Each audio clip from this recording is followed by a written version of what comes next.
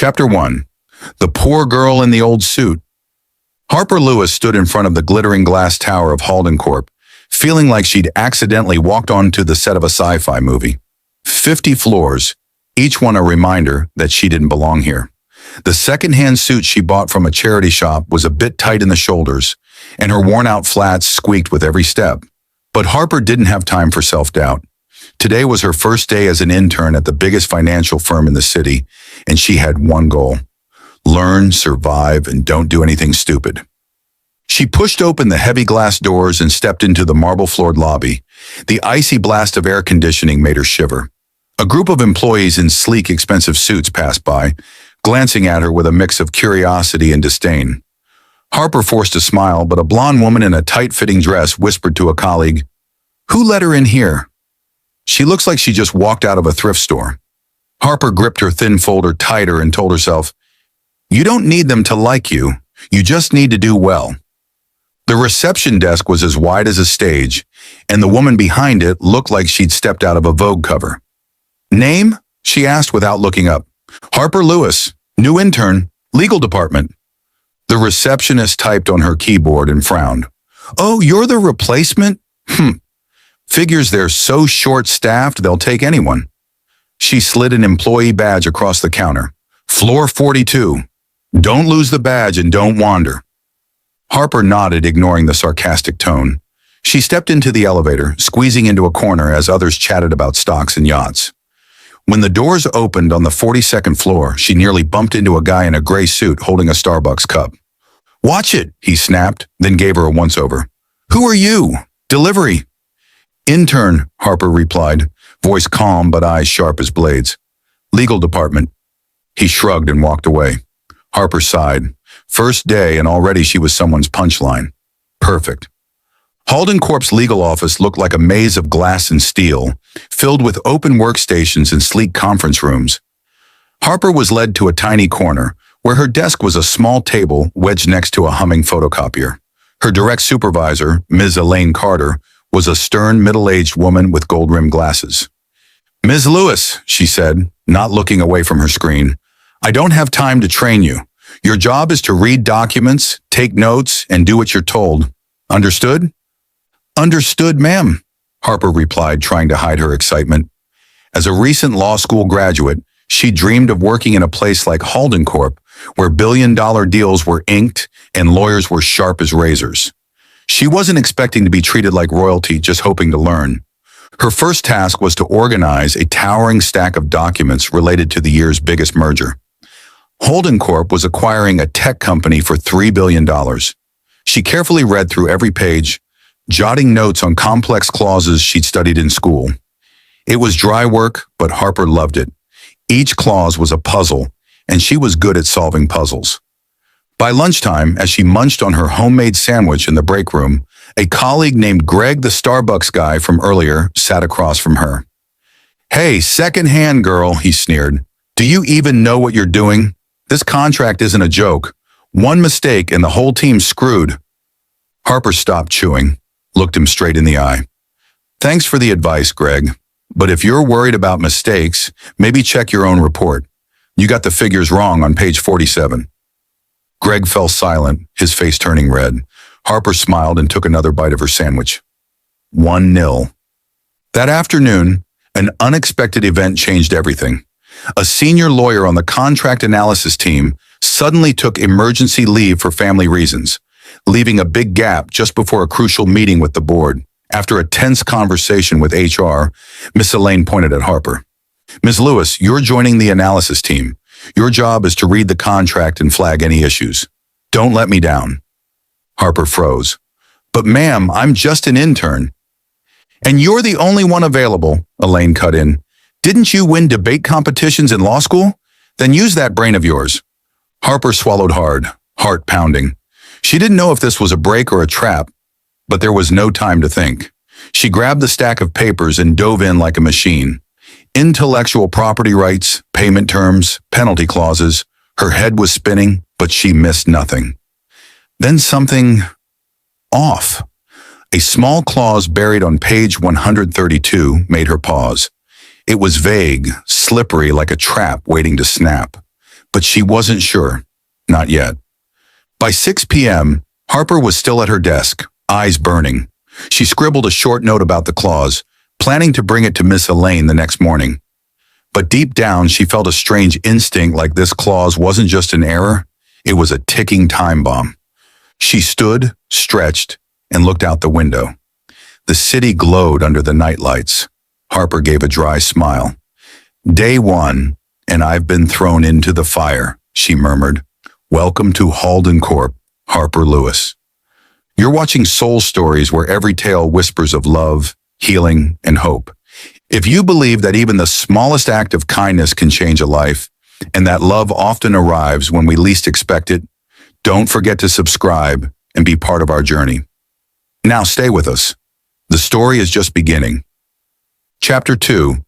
Excuse me, but this clause is a trap. Harper Lewis walked into the conference room on the 50th floor of Halden Corp, feeling like she was walking toward a guillotine. She clutched her folder tightly, trying to ignore the squeak of her worn flats on the gleaming wooden floor. The room was as grand as a ballroom, with a long, polished table, premium leather chairs, and floor-to-ceiling windows that framed the city skyline. But the atmosphere was colder than the AC. A dozen executives in designer suits sat upright, eyes fixed on a massive screen filled with numbers and charts. At the head of the table sat Nolan Halden, CEO of Halden Corp, with eyes sharp as razors. Elaine led Harper in and pointed to the last seat at the far end of the table, next to a lukewarm coffee pot. Sit still, take notes, and don't speak unless spoken to, she whispered, her voice tight as wire.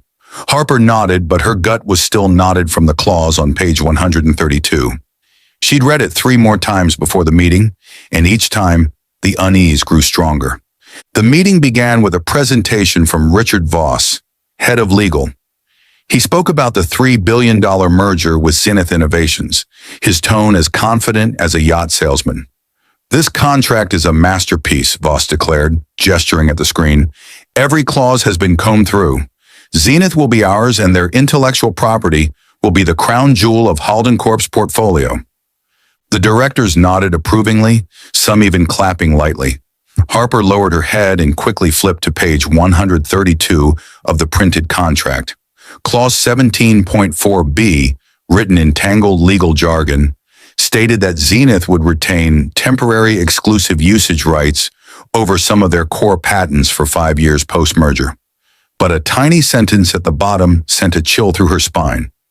Those rights could be extended indefinitely if Zenith met certain technical conditions which were never clearly defined. To Harper, this wasn't a typo, this was a trap. She glanced at Elaine, hoping for permission to speak, but Elaine was busy jotting down notes. Harper bit her lip. I'm just an intern. If I say something stupid, I'm finished. Then she remembered her mother's words. The truth doesn't wait for courage, Harper. She took a deep breath and gripped her pen tighter. Excuse me, Harper said aloud, her voice clear but slightly trembling. The room fell dead silent. Voss paused mid-sentence, turning as if she'd interrupted a symphony. I believe there's a problem in clause 17.4b. Every eye turned toward Harper. Her throat felt dry, but she pressed on. This clause allows Zenith to maintain exclusive rights to the core patents indefinitely, based on vague conditions. If we sign this, Halden Corp risks losing the most valuable asset in this deal, our intellectual property. She paused, then said firmly, Excuse me, but this clause is a trap. Silence. One director cleared his throat. Voss's jaw dropped, his face red as a tomato. Harper glanced toward Nolan Halden, and her heart stopped. He was staring at her, unblinking, with an expression cold as ice. No smile, no frown. Just a granite wall and an Armani suit. An intern, right? Voss finally spoke, oozing sarcasm. You think you're smarter than the entire legal team that worked on this for 3 months? Harper swallowed but didn't flinch. I'm not saying the legal team isn't competent. I'm saying this clause has a loophole. If Zenith exploits it, we could lose hundreds of millions. Enough, Voss barked.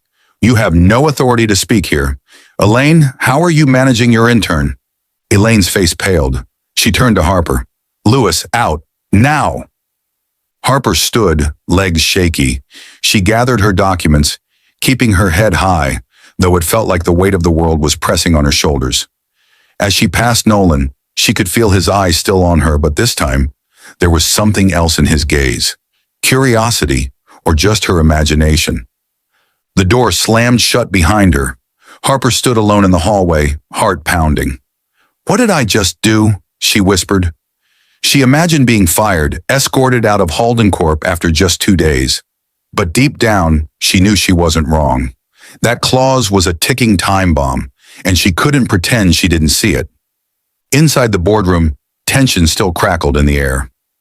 Voss resumed his presentation, but his voice had lost its swagger. A few directors exchanged whispers, occasionally glancing at Harper's now empty seat. Nolan remained silent, his fingers tapping lightly on the table. Finally he spoke, his voice low and icy. "Voss, explain clause 17.4b. Right now." Voss stammered, flipping pages. "Sir, it's just a technical detail. Nothing to worry about." "Nothing to worry about?" Nolan cut in, voice sharp as a blade. "An intern just claimed we could lose intellectual property rights. Is she wrong, or did your legal team miss something?" The room froze again. Voss wiped sweat from his forehead, scrambling. "I'll review it, sir." Nolan said nothing. He stood, buttoned his jacket, and left the room without another word. But in his mind, he couldn't stop replaying the moment. The girl in the outdated suit, bold enough to interrupt a boardroom full of suits. Harper Lewis, he thought. Either she's a genius or the dumbest person I've ever met. Meanwhile, Harper returned to her desk on the 42nd floor, trying to refocus, but her thoughts were spinning. Greg, the Starbucks guy, walked by with a smirk. "Heard you